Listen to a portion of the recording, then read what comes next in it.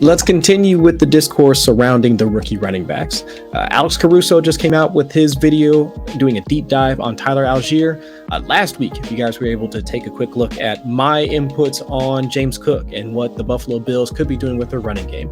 But I'm going to shift focus this week. Let's go from up north with the Buffalo Bills, like down south to the Tampa Bay Buccaneers, because I always want to know how we should be valuing these running backs. These rookie running backs are going to be attached to high-powered offenses and good quarterbacks. So, as always, by the numbers, let's take a look at how we should be valuing Rachaad White and the rest of the Tampa Bay running backs.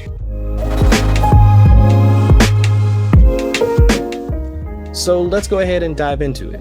Let's think about how we're going to approach like Rachaad White and just like Leonard Fournette and just the running backs in general, like they're attached to the Tampa Bay Buccaneers. And last season, it was fairly significant uptick in production for one Leonard Fournette. Looking at it by the numbers, Leonard Fournette was able to secure a 14% target share, like in one of the best offenses like in the league. Tampa Bay, they were 18th in targeting their running backs like overall, which was good for him.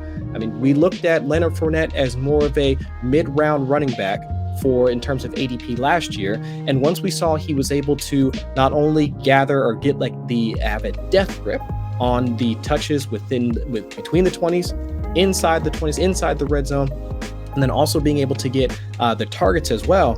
He was able to basically conjure up the profile of a RB1 workhorse. He was able to get back to his 2019 stats, when he was a part of the Jacksonville Jaguars. And so we saw that type of workload for him. And once we saw him getting phased, Gio Bernard getting phased out of the offense, we saw an uptick in Leonard Fournette's receiving production, once we get into about week 10, but we saw just that steady increase of him being involved in the passing game. He was not only just a part of the offense and not just a dump off option for Tom Brady, he was decently efficient.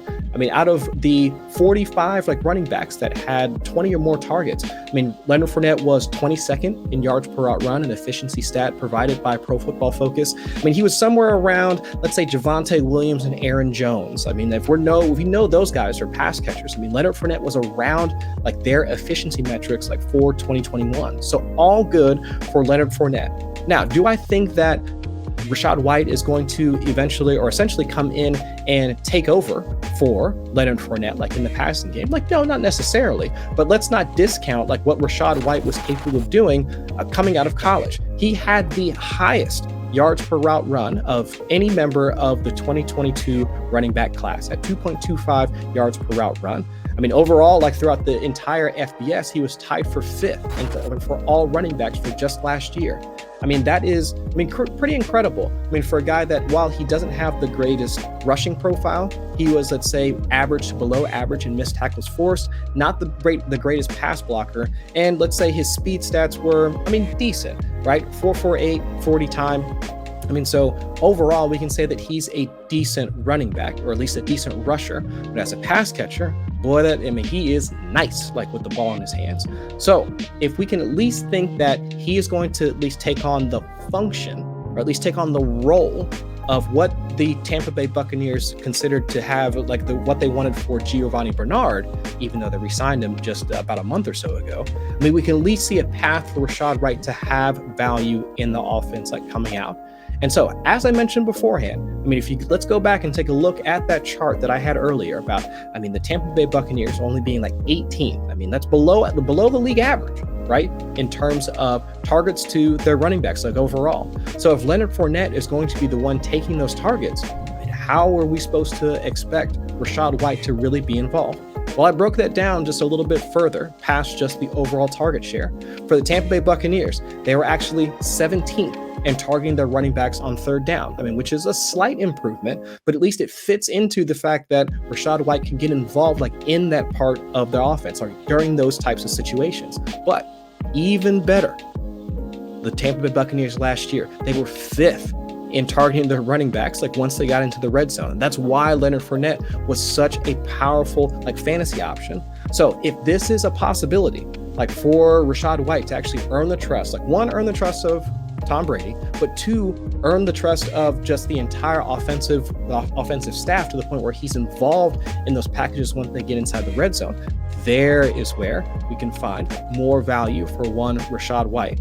But even still, let's take an even bigger step back and just look at the Buccaneers offense. I mean, they were first in red zone pass rate over expectation just last year. I mean, they were third in red zone, in pass rate expectation, overall. I mean, this is an offense that with Tom Brady under center, I mean, the man had 719 pass attempts last year at 44 years of age. Do I think he's going to be slinging that thing next year at the same rate? No. At least, man, I don't think so. I mean, if so, the man's an alien. We already think that he is, but still, having that many pass attempts, having that much volume, but also seeing the fact that the Buccaneers were capable of targeting their running backs, in that area where we think Rachaad White is going to be able to at least solidify some sort of role. That is where, I can at least see a path for Rachaad White, having value as a rookie in 2022. But let's be practical about the situation. Right now, he's currently RB42 over an underdog. If you're in those best ball streets right now, he jumped up 30 spots, at least 30 spots in overall ADP shortly after the draft. Might be a little rich for a guy that we're squinting to see his value early on. But he starts to fall over the summertime. I'll be monitoring his ADP to make sure that if he does start to drop in value, he's going to be the guy that I'm going to be targeting once we get a little bit further into later rounds. So with that, check out all the rest of the content that we've got going on over at Footballguys. I mean, check out Caruso stuff. I mean, more of my stuff. Sigmund Bloom, Cecil Lammy, Victoria. I mean, and the mailbag show is back as well. So be sure to click the like, do all those YouTube things, and I will catch y'all next week. Peace.